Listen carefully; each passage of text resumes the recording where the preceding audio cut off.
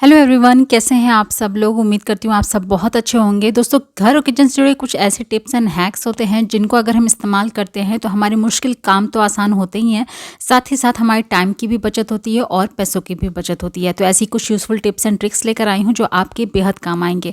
अगर ये video useful लगे तो प्लीज़ वीडियो को लाइक करिएगा, शेयर करिएगा, चैनल पर न्यू है तो सब्सक्राइब करिएगा। तो चलिए वीडियो को शुरू करते हैं। आज की जो सबसे पहली टिप है वो शर्ट के बटन से जुड़ी हुई है। कई बार हमें प्रॉब्लम होती है कि शर्ट के जो बटन होते हैं ना वो लगते नहीं हैं, खासकर जब नई शर्ट होती है, जैसे बच्चों की न्यू यूनिफॉर्म हुई शर्ट वगैरह होता है तो उसमें जो काज होता है ना बहुत छोटा होता है, बहुत ज़्यादा प्रॉब्लम होती है बटन को लगाने के लिए। तो उस समय के लिए ये छोटी सी टिप आपके साथ शेयर कर रही हूँ। आई होप आपको ज़रूर पसंद आएगी। तो इस तरीके से आप सेफ्टी पिन ले लीजिए और बटन में फंसा दीजिए और सेफ्टी पिन का एक साइड आप काज में निकाल कर इस तरीके से उसको खींच लीजिए। बहुत ही आसानी से जो है बटन काज से निकल के आ जाएगा। तो इस तरीके से अगर आपको दिक्कत होती है बटन को लगाने में, खासकर नई शर्ट जैसे मैंने कहा, तो उस टाइम ये ट्रिक आपको ज़रूर काम आएगी। और ये वाली ट्रिक अगर आप बच्चों को सिखाइएगा ना तो बच्चे बहुत ही आसानी से जो है अपने शर्ट के बटन लगा पाएंगे। जैसे हमें सवेरे काम रहता है तो बच्चे क्या करते हैं कि बटन लगवाने के लिए हमारे पास आते हैं, तो अगर ये ट्रिक उनको पता रहेगी तो वो आसानी से जो है अपने शर्ट के बटन लगा पाएंगे। तो उम्मीद करती हूँ आपको ज़रूर पसंद आई होगी टिप। अगर टिप अच्छी लगी है तो प्लीज़ वीडियो को लाइक करिएगा। चलिए देखते हैं नेक्स्ट टिप। इस तरीके की बद्धी वगैरह, भगवान की जो माला वगैरह जो होती है वो हमारे पास आ जाती है, जैसे प्रसाद के साथ कोई हमें देता है तो क्या करते हैं हम बच्चों को पहनाते तो हैं, लेकिन 1 से 2 दिन ज़्यादा वो बच्चे पहनते नहीं हैं और स्कूल वगैरह में ये सब अलाउ भी नहीं होता है तो बच्चे बिल्कुल भी पहनते नहीं हैं। तो इसको हम फेंक भी नहीं सकते हैं, तो कैसे हम इसका इस्तेमाल करें। तो इस तरीके का एक टैग ले लीजिए, जो हम कपड़े वगैरह ख़रीदते हैं तो उसमें टैग रहता है ना, तो उसमें से आप एक टैग ले लीजिए। इसमें होल एक रहता है, आप होल में ये जो बद्धी होती है ना, माला होती है, इसको इस तरीके से फंसा दीजिए, एक नॉट टाइप का इसमें लगा दीजिए। तो ये हमारे एक काम की चीज़ बन जाती है जिसको हम यूज़ कर सकते हैं। इधर उधर फेंकने से अच्छा है कि इस तरीके से हम उसका काम ले लें।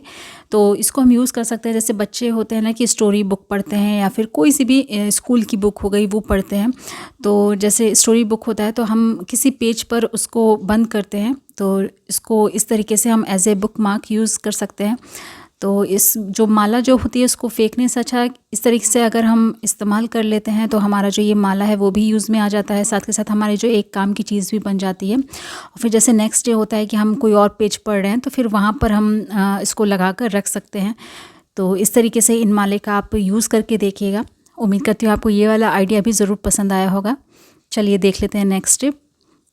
अभी बरसात का सीज़न है तो इस टाइम क्या होता है ना, सारी चीज़ें बहुत जल्दी खाने पीने की ख़राब होती हैं और कई बार ऐसा होता है कि हम आटा बहुत ज़्यादा पिसवा लेते हैं और बरसात का टाइम है तो जाला कीड़ा वगैरह सब हो जाते हैं। तो उससे बचने के लिए एक छोटा सा आइडिया आपके साथ शेयर कर रही हूँ और ये आज का नहीं, बहुत पुराने ज़माने का टिप है जो पहले के ज़माने में लोग यूज़ करते थे। जो गेहूँ के आटे वगैरह जो है इनको लंबे समय तक स्टोर करने के लिए आपको करना क्या है, थोड़ा सा हल्दी पाउडर आप ले लीजिए और जिस भी ड्रम में आपने कंटेनर में आटा रखा है ना, इस तरीके से थोड़ा सा छिड़क दीजिए। उसके बाद आटे को अच्छे से मिला दीजिए। इस तरीके से मिला देने के बाद आप देखिएगा जो आटा है वो बिल्कुल ख़राब नहीं होगा और काफ़ी लंबे समय तक चलेगा। तो इस तरीके से अगर कभी आप होता है कि कहीं आप बाहर जा रहे हैं और घर में आटा रखा हुआ है तो आपको लग रहा है कि ये ख़राब हो जाएगा, तो थोड़ा सा हल्दी मिला दीजिएगा उसमें। उसके बाद आप देखिएगा 15 दिन के बाद भी अगर आप आते हैं और जो आपका आटा है ना वो वैसा ही रहेगा। तो ज़रूर ट्राई करके देखिएगा। उम्मीद करती हूँ ये वाला आइडिया भी आपको ज़रूर पसंद आया होगा। चलिए देखते हैं नेक्स्ट टिप। हम पूरे घर की साफ़ सफाई रेगुलरली करते हैं, टाइम टू टाइम सारी सफाई करते हैं, लेकिन ये जो स्विच बोर्ड होता है ना इसको इग्नोर कर देते हैं और धीरे धीरे देखते होंगे आप ये बहुत ज़्यादा जो है गंदे हो जाते हैं, क्योंकि हम कैसे भी हाथ से इसको छूते हैं, स्विच ऑन करते हैं, ऑफ़ करते हैं, जो कि धीरे धीरे बहुत ज़्यादा जो है स्विच बोर्ड को गंदा कर देता है। तो इसको क्लीन करने के लिए हम क्लीनर का इस्तेमाल करते हैं, थिनर का इस्तेमाल करते हैं, बहुत सारी चीज़ें होती हैं।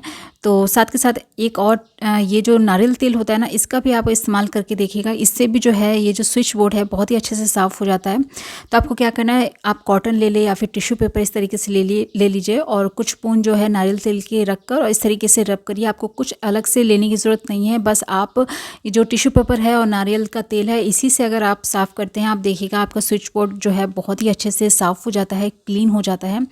तो साफ़ करते वक्त एक चीज़ का ध्यान रखिएगा कि आप मेन स्विच ज़रूर ऑफ़ कर लीजिएगा। मैंने किसी कारणवश जो है मेन स्विच को ऑफ़ नहीं मैं कर पाई हूँ, तो लेकिन जब आप करें तो थोड़ा सा प्रिकॉशन लीजिएगा और उसको स्विच ऑफ करके रखिएगा। उसके बाद ये क्लीनिंग का काम करिएगा। तो इस तरीके से साफ़ करने से क्या होता है ना कि देख सकते हैं आप बहुत ही अच्छे से साफ़ भी हो गया हमारा, जितना भी इसमें जो गंदगी लगी थी वो टिश्यू पेपर पे आ गया है और हमारा जो स्विच बोर्ड है बहुत ही अच्छे से क्लीन हो गया है। तो इस तरीके से बस आप एक नारियल के तेल की मदद से भी जो है स्विच बोर्ड को साफ़ कर सकते हैं। ज़रूर करके देखिएगा। उम्मीद करती हूँ ये आइडिया भी आपको ज़रूर पसंद आया होगा। चलिए देखते हैं नेक्स्ट टिप। हमारे फ्रिज क्या जो ये जो रबड़ होता है ना जो लगा रहता है डोर में, तो कई बार क्या होता है ये लूज़ हो जाता है, जिसकी वजह से हमारी जो फ्रिज है वो अच्छे से कूलिंग नहीं करती है और कूलिंग जो उसकी लीक होती है, जिसकी वजह से फ्रिज को ज़्यादा काम करना पड़ता है और फ्रिज को ज़्यादा काम करने की वजह से हमारा जो बिजली का बिल है वो भी ज़्यादा आता है। तो हम कैसे पता करें कि जो हमारे फ्रिज के डोर में जो ये रबड़ लगा हुआ है ये सही है कि ख़राब हो चुका है। अगर ख़राब हो गया है तो आप इसको ज़रूर चेंज कर लीजिएगा, क्योंकि ये आपके बिजली के बिल को भी बढ़ाता है। तो इसको चेक करने के लिए आप इस तरीके से एक पेपर ले लीजिए और डोर में कुछ इस तरीके से आप रबड़ के बीचों बीच फंसा दीजिए। उसके बाद आप इसको खींच के देखिए, अगर ये आसानी से निकलता है इट मीन्स कि आपका जो फ्रिज का जो रबड़ है वो लूज़ हो चुका है, जिसकी वजह से आपकी फ्रिज के अंदर की कूलिंग जो है वो लीक हो रही है और जिसकी वजह से आपको फ्रिज जो है ज़्यादा वर्क कर रहा है। तो इस तरीके से आप अगर फ्रिज के डोर में पेपर लगाने के बाद अगर वो अच्छे से नहीं निकल रहा है, थोड़ा सा टाइट सा फील हो रहा है, इसका मतलब जो है रबड़ एकदम ठीक है। तो इस तरीके से आप चेक कर सकते हैं कि आपके फ्रिज के डोर में जो रबड़ लगा हुआ है वो ठीक है कि नहीं। तो अगर ख़राब है तो प्लीज़ इसको ज़रूर चेंज कर लीजिए, क्योंकि आपको तो पता नहीं चलता है, हमें पता नहीं चलता है, लेकिन ये जो हमारे फ्रिज का जो ये रबड़ है ये जो है उसकी कूलिंग को भी कम करता है, जिसकी वजह से जो है बिजली का बिल भी ज़्यादा आता है। तो थोड़े अगर हम ध्यान दें तो हमारा जो बिजली का बिल है वो कम आ सकता है। ज़रूर करके देखिएगा। चलिए देख लेते हैं अगली टिप। ये गलतियां हम सब अक्सर करते हैं कि जब हम फ़ोन को चार्ज में लगाते हैं और जब फ़ोन हमारा चार्ज हो जाता है तो हम फ़ोन को निकाल लेते हैं, लेकिन हम स्विच को ऑफ़ करना भूल जाते हैं, जिसकी वजह से कब थोड़ा थोड़ा ही सही लेकिन हमारा जो बिजली का बिल है वो बढ़ता है।